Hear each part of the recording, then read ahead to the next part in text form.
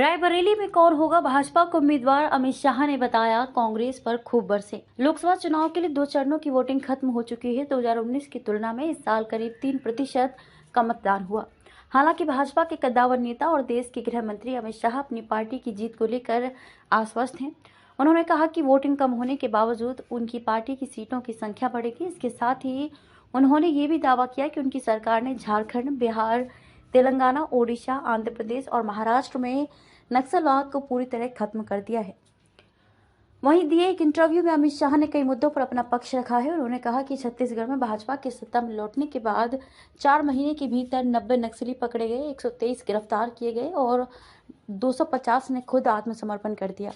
कल ही 10 और नक्सली मारे गए और बुधवार की सुबह 9 बजे छत्तीसगढ़ के माओवादियों ने ओडिशा में आत्मसमर्पण कर दिया।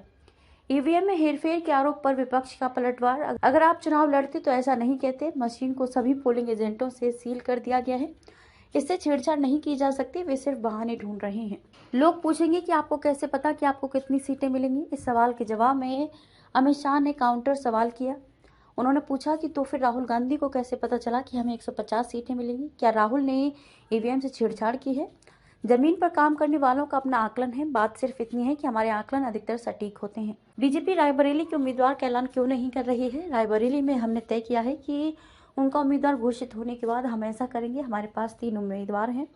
जैसे वे अपनी घोषणा करेंगे तो हम भी अपने उम्मीदवार के नाम का ऐलान कर देंगे। वे ऐसा उम्मीदवार ढूंढ रहे हैं जो हारने के लिए तैयार हो। चुनाव में इतना ध्रुवीकरण कौन कर रहा है? आप क्या मुद्दा उठाते हैं, ये आपका फैसला है। लेकिन इस बार का चुनाव 3 करोड़ गरीबों को घर, 70 साल से ज्यादा उम्र वालों को 5 लाख का स्वास्थ्य बीमा, गरीबों को अगले साल 5 साल तक मुफ्त अनाज देने पर है। भारत को तीसरी सबसे बड़ी अर्थव्यवस्था बनाने की जरूरत, एक राष्ट्र एक चुनाव देश की जरूरत है और देश में समान नागरिक संहिता लागू करने की भी जरूरत है। मीडिया को यह रचनात्मक एजेंडा पसंद नहीं है, इसलिए वह चीजों को विवाद के साथ उठाता है। इस चुनाव में आप कांग्रेस को कितनी सीटें देते हैं? जब इंदिरा गांधी आई तो आपातकाल लागू हो गया, लेकिन बीजेपी का एक देश कोई चुनाव नहीं का कोई इरादा नहीं है। हम कांग्रेस के बारे में नहीं जानते, लेकिन हम इस लोकसभा में 400 सीटें पार कर रहे हैं।